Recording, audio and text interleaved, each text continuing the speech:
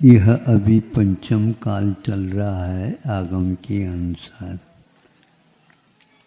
इसको कली काल भी बोलते हैं।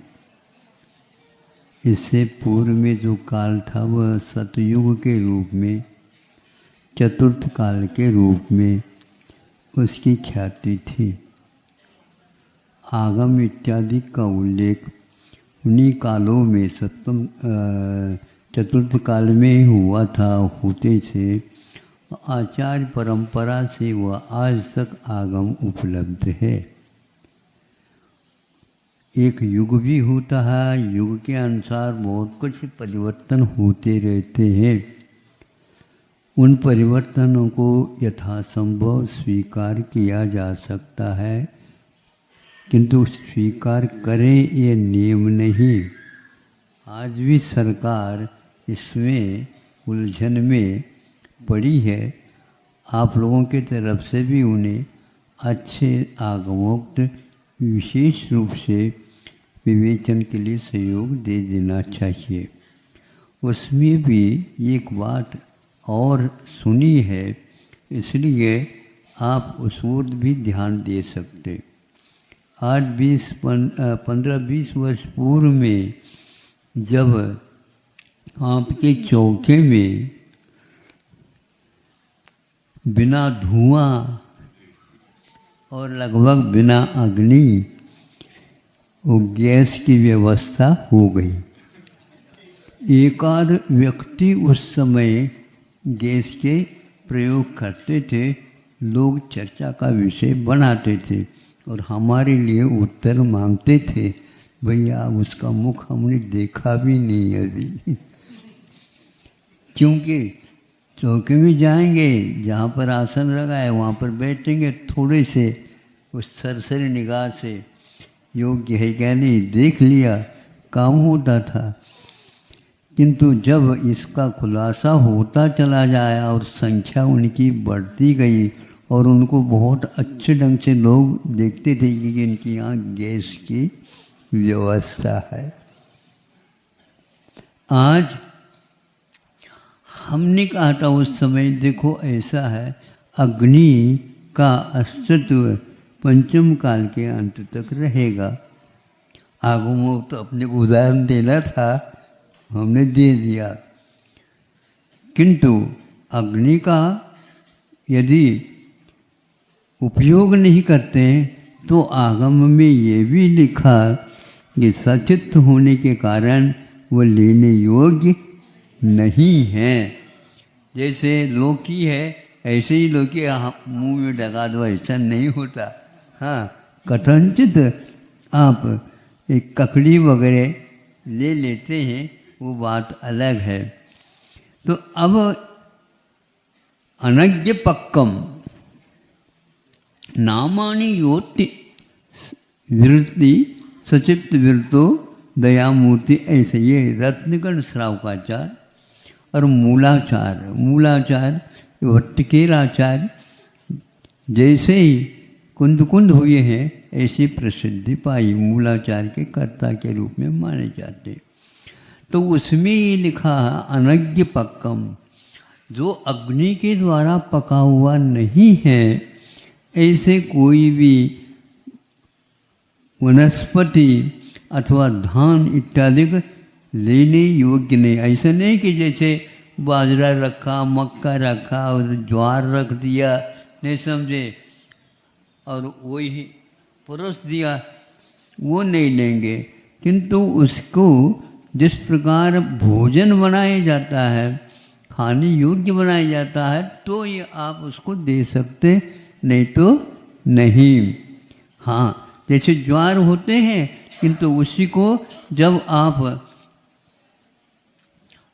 उसको बनाते जो एक प्रकार से कि वो नहीं, दूसरा भी तो होता है ना, जैसे लाई वगैरह बनाते हैं ना, लाई हाँ, ज्वार के भी होते हैं, दान के भी होते हैं, मुरमुरा चुरमुरा बोलते हैं ना आपको, तो बोलो ना, वही तो है ये।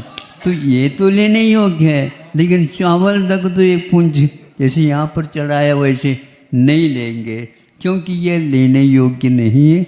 अभक्ष्य इसलिए है खाने योग्य कि इसके द्वारा पाचन शक्ति के ऊपर प्रभाव पड़ता है।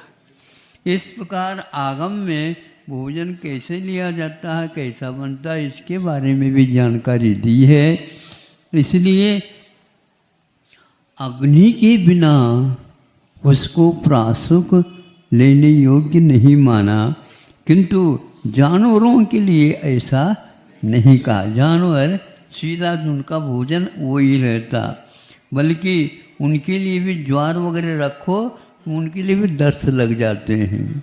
इसलिए जिसकी खुराक जो है वही देना चाहिए। अब एक सुनने में आया है कि जो गैस जो प्रचलन में सब जगह आ गया, सेगड़ी वाला कोई भी आज है ही नहीं। एक आधा हाथ उठाओ तो उठाओ, हम सेगड़ी पर से ही खाते हैं, कोई भी नहीं मिलेगा। लेकिन इसमें इस प्रकार अंधाधुंध नहीं होना चाहिए, इसलिए मैं कह रहा हूँ। यद्यपि अखबार में अथवा व्हाट्सएप में या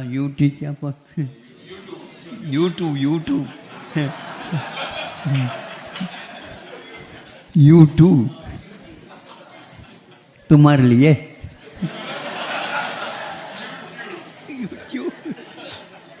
अब क्या है, एक ने सुनाया कि ये ऐसा है महाराज, रोटी जब पकाया जाता है, रोटी बनाने के उपरांत तवा में डाला जाता है, तो उसकी जो गैस की जो जमाते तो वहाँ प्लेट उसकी लपटें या और उसकी गंध या उसका स्पर्श रोटी को होने से रोटी विषाक्त हो जाती है, ऐसा रिसर्च वर्क निकाला गया।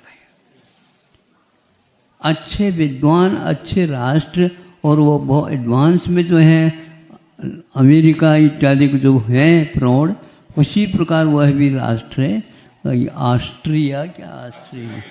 ऑस्ट्रेलिया, हाँ।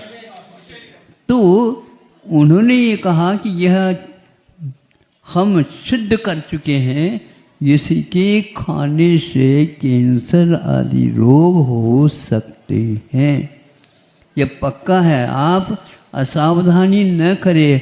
जब आएगा तब देख लेंगे, तब तक क्या देखोगे, वह रोग ऐसे हैं, भयानक स्थिति है। आज यह विश्व में गैस फैल चुका है।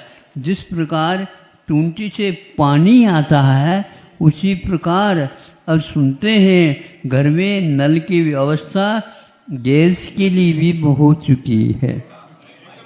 हाँ हाँ, आप ही जानो भैया, हम इंग्लिश तो नहीं जानते। हाँ, ये स्थिति हो गई है। आप लोग इसको गौर करिए। अब यदि छोटे बच्चे के लिए भी दे रहे हैं रोटी तो खाने की चीज़ है। 85% भारत में उसका प्रचलन है। तो ये सुन करके हमें ऐसा लगा कि जो 10-20 वर्ष पूर्व में हम सोच रहे थे, क्योंकि अन्य भी महाराजों ने कहा कि नहीं, हम सेगड़ी के अलावा कहेंगे नहीं, देंगे नहीं, उन्हीं के यहाँ हम जाएंगे। तो इस प्रकार उन लोगों को कहा था। अभी भी ऐसे महाराज कोई न कोई होंगे, है, आप लोग जानते हैं। मतलब उस समय ऐसा विचार आया था कि हम ये नियम बना ले तो ऐसा चलेगा। महाराज क्या नियम, हम तो और आगे बढ़ेंगे।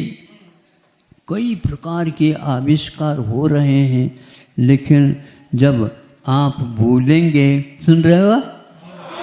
हाँ, अनिसा नहीं लेना। मन शुद्धि, वचन शुद्धि, काय शुद्धि, अन्न जल शुद्ध है। अब रोटी शुद्ध है, कहोगे क्या? संदेह हो गया, प्रश्न उठ गया, और वह व्यापक प्रश्न है देश ही क्या विदेश तक पहुंच गया, लेकिन स्वर्ग से कोई वार्ता नहीं आ रही है कि भैया इसको इसके स्थान पर दूसरा कोई विकल्प है तो यह है। हाँ आएगा तो सही, लेकिन जब तक नहीं आएगा तब तक के लिए मन शुद्धि, वचन शुद्धि, काय शुद्धि, आहार जल शुद्ध है, ये कैसा है बताओ? आपका मन शुद्ध है, आपका वचन शुद्ध है, आपका काय शुद्ध है, बिल्कुल मैं मान रहा हूँ, लेकिन भोजन शुद्ध है ये कह दिया जाता है, लेकिन रिसर्च वर्क हो गया है उसमें यह एक प्रकार से कैंसर जैसे भयानक रोग हो सकता है। इससे पूर्व में 2-1 साल पूर्व में हमने सुना था कि यह वह समय आने वाला है सन 23 से 25 तक प्रत्येक घर में भयानक एक रोग का सदस्य अवश्य होगा। अब ये क्या सुन रहे हो आप? अब ऐसा ही हो रहा, प्रतिदिन हमारे पास रोते हुए, चिल्लाते हुए और बहुत ही सिसकते हुए और बहुत दयनीय दशा के साथ महाराज अभी यह 25-30 साल का लड़का नहीं है, अभी विवाह संबंध हुआ है और आज इसके लिए डॉक्टरों ने कैंसर घोषित किया। एक ही लड़का है खानदान में। अब क्या करेंगे मुझे बताओ? जितने भी परिवार हैं 20, 25, 50 तक के भी हो सकते हैं मेंबर, और वो उनकी क्या दशा होती होगी हम देखिए। इसलिए आचार्यों ने ये कहा, लोग माने या न माने, खान पीन की व्यवस्था अपने घर में रखो, ऐसा बरसों पूर्व में उन्होंने कहा है, बरसों पूर्व में। इसके सुने बिना मन शुद्धि, वचन शुद्धि, काय शुद्धि, आहार जल शुद्ध है, आहार जल शुद्ध है, ये जब तक नहीं कहते तब तक हम अंजलि नहीं छोड़ सकते।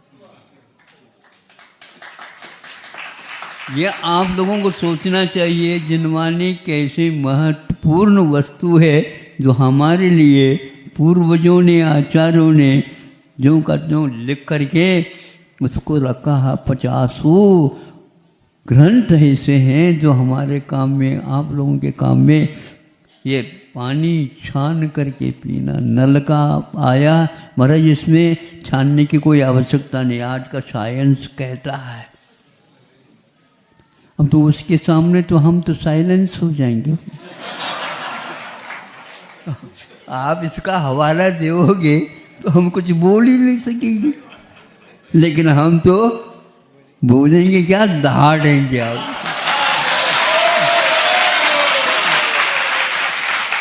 अब समय आ गया, उसके बिना चल नहीं सकता, क्योंकि जिंदगी का सवाल, और वो भी मनुष्य जीवन के सवाल, और उसमें भी वृत्ति होने का और उसका निर्दोष पालन करने का सवाल है।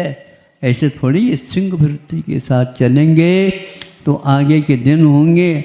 इसलिए वह आया नहीं अभी से आप सजग हो जाओ, बनती कोशिश। इसलिए एक भी लेख पढ़ा था कि गेहूं को यदि आप खाएंगे तो इतने रोगों से आप बच ही नहीं सकेंगे।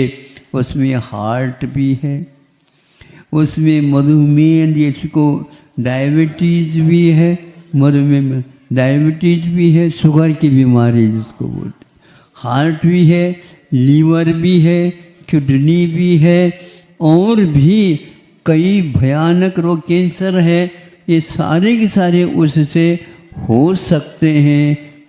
इसलिए गेहूं का आप त्याग कर दो। कौन सा देश? अमेरिका ने ये घोषित की है। संभव है एक आध ये फोल्डर है तो आपको मिल सकता है, हम इसलिए रखे हैं। इसलिए आप लोग आएंगे तो कम से कम हम बता दो दे, यदि बचना हो तो बचो, नहीं है तो जा। क्या कर सकते? हर एक व्यक्ति जिसको कह करके महाराज किडनी की बीमारी, आशीर्वाद दो, हम आशीर्वाद दे रहे हैं, उससे काम नहीं चलेगा। आपको अपने ऊपर भी दया करना होगा, अपने परिवार के ऊपर भी दया करना होगा, अपने मित्र मंडली के ऊपर भी दया करना होगा।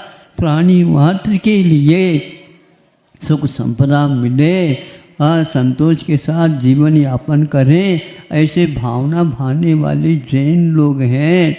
अब ये समस्या की घड़ी आ गई, बहुत कुछ पैसा है, किसी काम के नहीं आएगा। अच्छा फिर चढ़ा दो।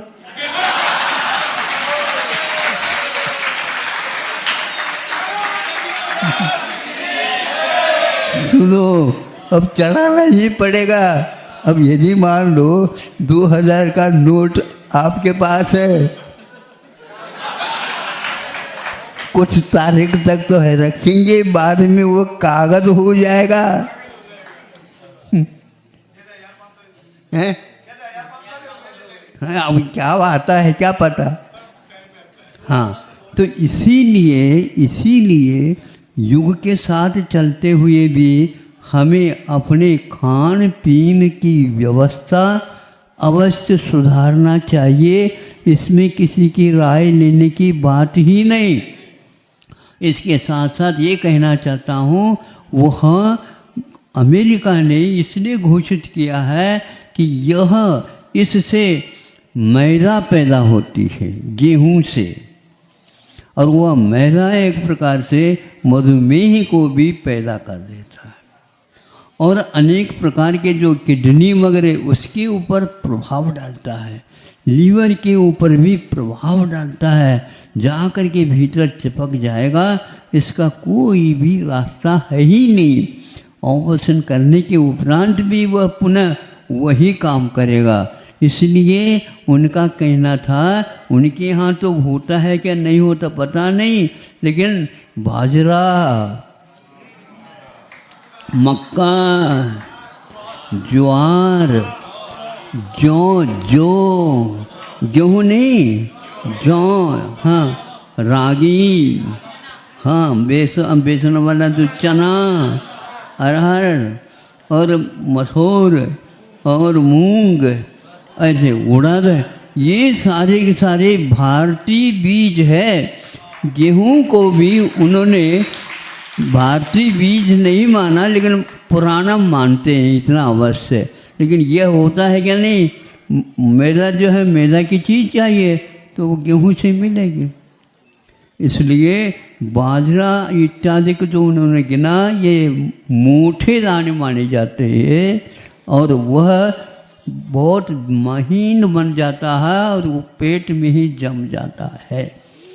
ऐसा खुल्लम खुल्ला आपके लिए पत्र आया है। भारत को भी, भारत कम से कम भी 80% गेहूं का ही सेवन करने वाला राष्ट्र है, ऐसा कहा। अब बोलो आप, इतने सारे रोग पक्के हैं या हो जाएंगे?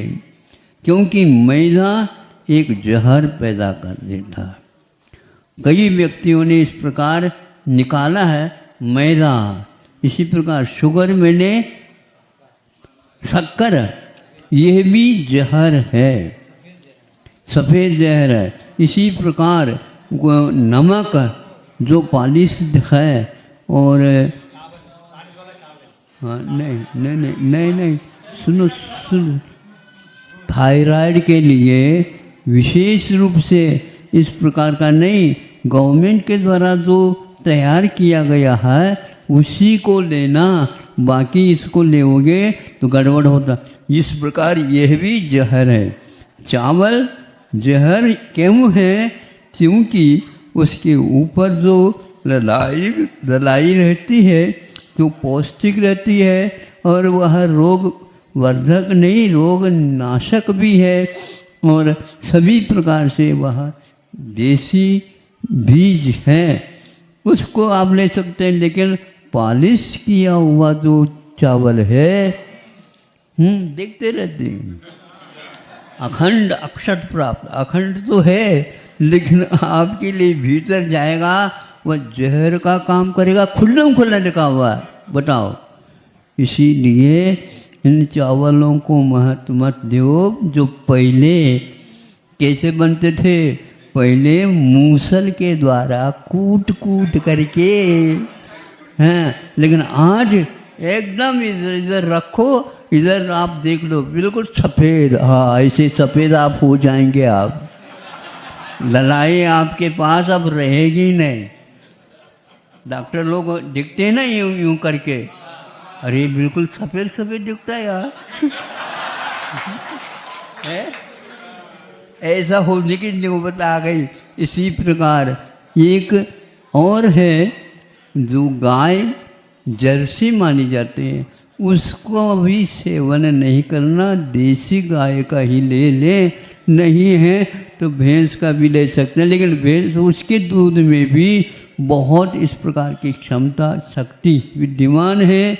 देख करके आपको करना होगा, समझ करके करना होगा। जीवन हम जी रहे हैं खाने के लिए नहीं, किंतु खाते हैं जीने के लिए।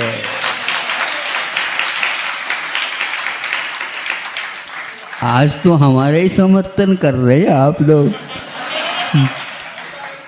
जितने बातें हम दे रहे हैं वो सारे सारे हमारी नहीं है, हमने आपके लिए विशेष रूप से याद कर रखा है। जब आएगी भीड़ तब हम अपने हाँ कर लेंगे। इससे हमारे लिए कहा गया कि इस प्रकार समय पर उपदेश होना चाहिए। बच्चों को समझाओ, स्वयं को भी समझना है और मित्र मंडल को भी समझ करके इस प्रकार चल का होता है।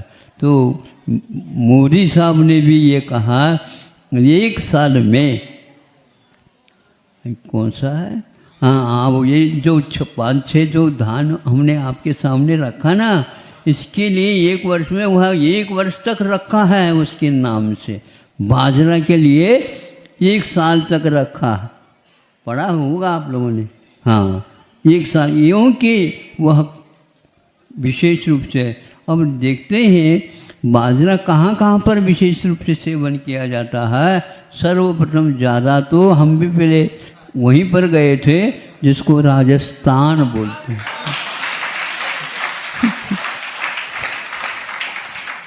हमने कहा ये क्या है, ये बाजरे का खिचड़ा है, हमारा खिचड़ा। हाँ, उधर देखते अलग मिलता था, ये क्या है, ऐसा क्यों है। तो अब मालूम पड़ रहा है कि वह राजस्थान इस मामले में गेहूं के साथ नहीं है, उसके आगे है। इसलिए जो आहार को नहीं जानता है, बीज को नहीं जानता है, वह व्यक्ति किसी भी प्रकार से अच्छे ढंग से जीवन जी नहीं सकेगा। ये आवश्यक हो गया। अन्यत्र भी इसी प्रकार के, कर्नाटक में चले जाएंगे वहाँ गेहूँ नहीं मिलेगा आपको, ज्वार की ही रोटी और मक्की की रोटी और चने के ही मिलेंगे, क्योंकि इसी के माध्यम से अपने जीवन गुजार करते हुए धर्म ध्यान करना है, नहीं तो अकाल में ही चला जाना। इसलिए जीवन को महत्व दो और खान पीन को विशेष रूप से ध्यान में रखो। इसके लिए ये कहावत जो रूढ़ हुई है, इसके लिए गेहूं के लिए नहीं लिखा गया। किसी एक व्यक्ति ने लिखा, बलिहारी गुरु। नहीं, सुनो, ऐसा नहीं, गुरु की बात नहीं है। सुनो तो, बलिहारी गुरु बाजरा। बाजरा को उन्होंने गुरु कहा है। हमने भैया टीप लो, इसको याद रख लो, हमने याद कर लिया। बलिहारी गुरु बाजरा,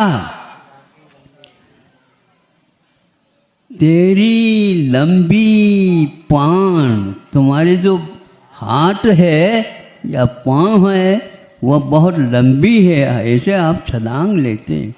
बाजरे के लिए कहा बलिहारी गुरु बाजरा तेरे लंबी पान, घोड़े को तो पर लग गए। घोड़े को, घोड़ा बहुत भागता है लेकिन बाजरा खा लेगा तो पंख लग गए उसको।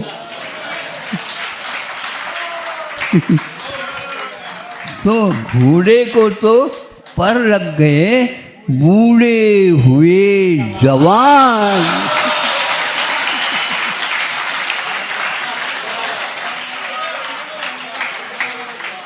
मतलब बूढ़े भी जवान हो जाते हैं। हाँ, होते हैं क्या नहीं? बिल्कुल कट्टे कट्टे रहते हैं। लेकिन इन सब के साथ वह जो अनुपात से खाने योग्य है वही खाने से उम्र पूरी होती है। मैं तो बीच में ही हाँ सेठ जी का रवाना होना पक्का हो जाता है। इसलिए ऐसा भोजन करो, ऐसा जो दान दो जो शुद्ध होना चाहिए। भले ही थोड़ा दो लेकिन शुद्ध होना आवश्यक है। इसमें आगम के अनुसार ही हमने आपके सामने विषय रखा है और आप लोगों को योग्य मतलब समझ करके, क्योंकि बहुत देर दूर दूर से आ रहे हैं ना।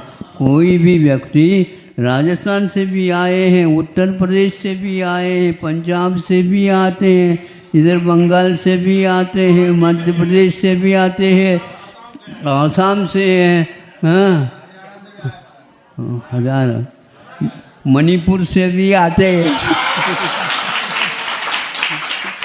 नहीं आते?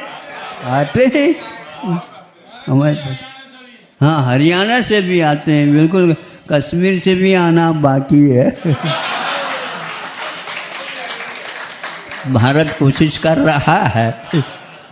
कश्मीर वाले भी बरसों से इन धर्म प्रवास से दूर रहे हैं, उनको भी ये सारा भारत के इतिहास को सिखाना पढ़ाना है। आप लोग अच्छे ढंग से शासन के साथ हो जाएं तो अब सब ये काम होने वाला है। इतना ही पर्याप्त है। जो बहुत सारी और भी चीज़ें थी लेकिन जब कभी और देख लेंगे। अहिंसा परमो